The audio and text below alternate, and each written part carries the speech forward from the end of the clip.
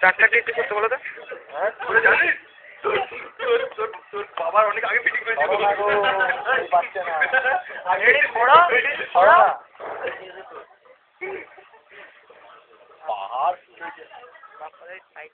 Amit last আমরা এবার বলতাম না আমাকে করতে ওইটো না ভাবলাম রাজা আছে এই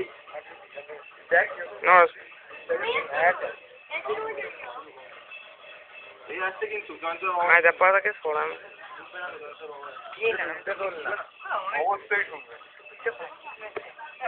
বাচ্চাদের উঠে চল না খালে একটু সাইড করে নে নাহলে ওখানটা আমাকে আমার কাছ থেকে আমার কাছ থেকে স্পষ্ট আছে যে তুলে দিচ্ছে আমার সরাসরি আছে